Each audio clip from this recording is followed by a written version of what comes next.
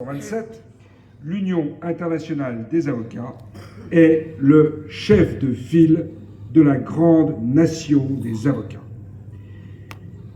Bien que nous parlions des langages, des langues différentes, que nous ayons des religions différentes et certainement des cultures différentes, nous parlons tous dans cette salle le même langage juridique. Nous avons les mêmes valeurs, nous partageons les mêmes principes essentiels de notre profession, la confidentialité, les garanties procédurales, un procès équitable et une représentation adéquate, le respect des droits de la défense. Nous poursuivons un objectif commun: représenter nos clients, les défendre avec diligence et indépendance, et surtout défendre l'état de droit. C'est le lien indéfectible qui nous unit au sein de la nation des avocats, ce grand peuple de 20 millions d'entre nous qui exerçons la même profession à travers le monde, avec la même foi, la même ferveur, malgré les différences qui pourraient nous séparer.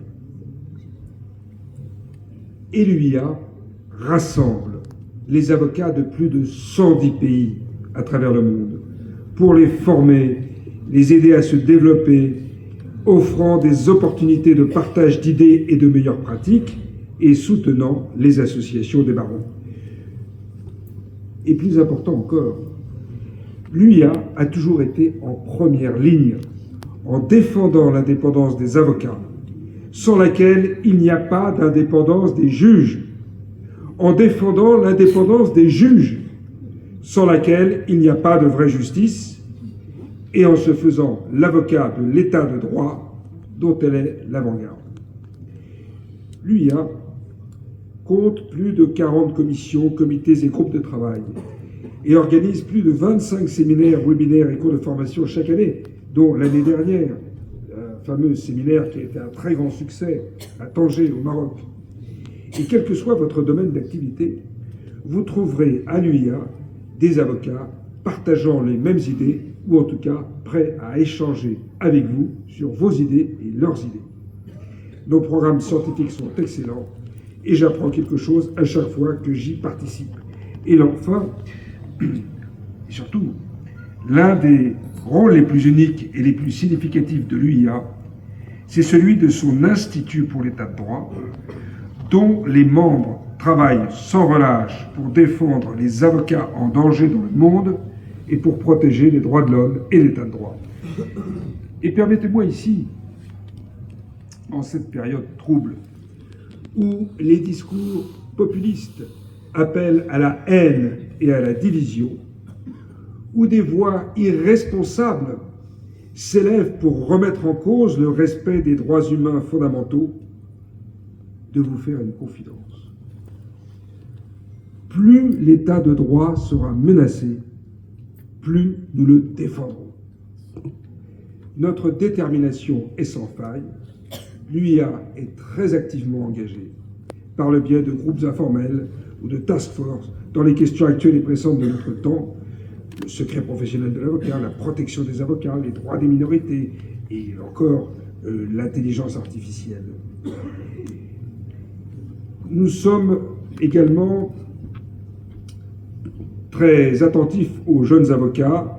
Les jeunes avocats bénéficient de tarifs d'adhésion réduits et nous attirons aussi les étudiants qui peuvent, moyennant une modeste cotisation, devenir membres de l'UIA. Chaque membre reçoit son magazine Le Juriste qui contient des articles très intéressants de très haut niveau sur divers sujets et questions concernant notre profession. Par exemple, nous avons créé le laboratoire de médiation, MedLab, qui offre 3 formations supplémentaires cette année sur la façon d'être un négociateur efficace dans tous les aspects de notre vie professionnelle.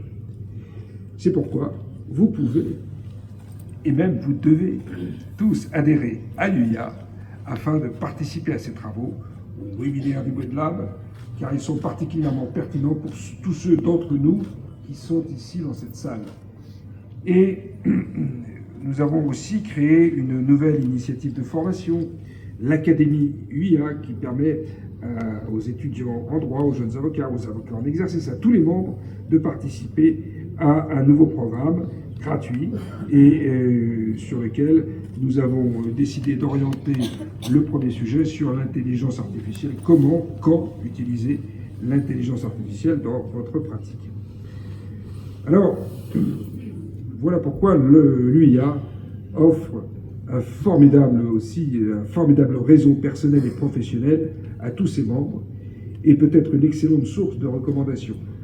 J'entends parfois des avocats en France ou ailleurs, locaux, me dire « mais moi j'ai pas de raison d'adhérer à une organisation internationale parce que ma pratique est locale ». Eh bien, même si la pratique est locale, il y a toujours un élément international qui vient se glisser à un moment ou à un autre, et c'est à ce moment-là qu'on a besoin de pouvoir recommander à son client un correspondant compétent, en qui on a confiance, et vis-à-vis de notre client, cela aussi nous fait apparaître comme des gens qui ont une ouverture sur l'international. Donc, c'est vraiment essentiel d'avoir ce réseau. Et je dirais que, comme Fès, centre historique, culturel et spirituel majeur qui a façonné l'histoire du Maroc, Fès qui a attiré des exilés andalous et tunisiens des deux rives de la Méditerranée, Fès qui a su inspirer le monde méditerranéen, eh bien, l'UIA est un creuset de cultures, de mondes différents qui communiquent ensemble, mieux qui s'unissent pour défendre tous ensemble des valeurs communes de respect et de promotion de l'état de droit, sans lequel le monde, notre monde, ne peut pas vivre en paix. Enfin, l'UIA organise chaque année un congrès exceptionnel dans un lieu différent. L'année prochaine, ce sera à Guadalajara, au Mexique. Comme on l'a dit, en 2026, ce sera au Maroc, à Marrakech. Et donc, je vous invite tous à venir à ces congrès annuels qui sont des moments d'échange exceptionnels avec des événements sociaux passionnants, et vous pourrez retrouver vos vieux amis et vous en faire de nouveaux. Donc, je vous invite chaleureusement, et tous ceux qui ne sont pas encore membres de l'UIA, à rejoindre l'UIA. Et puis, j'en terminerai par le sujet qui nous occupe aujourd'hui, la réforme du droit processuel. J'ai évoqué tout à l'heure à plusieurs reprises l'absolue nécessité de défendre l'état de droit parce que l'état de droit est en fait le garant du respect des droits et libertés des individus. Mais il y a aussi dans cette réforme du droit processuel une autre dimension. Et comme nous le savons tous, le règlement des conflits à l'amiable est essentiel pour préserver la stabilité économique et la sécurité mondiale.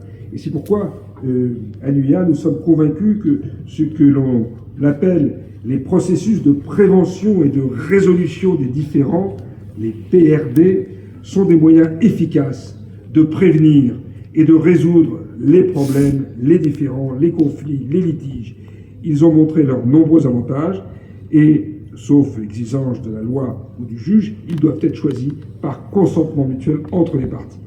Et parmi ces processus, la négociation, la médiation qui a été évoquée tout à l'heure et la conciliation sont efficaces parce qu'elles permettent aux personnes en conflit de s'exprimer et d'être entendues dans un environnement collaboratif et respectueux, avec l'aide d'un tiers indépendant, impartial et neutre, et ces personnes sont accompagnées de leurs avocats et elles vont pouvoir reconstruire un lien de communication et la confiance entre les parties.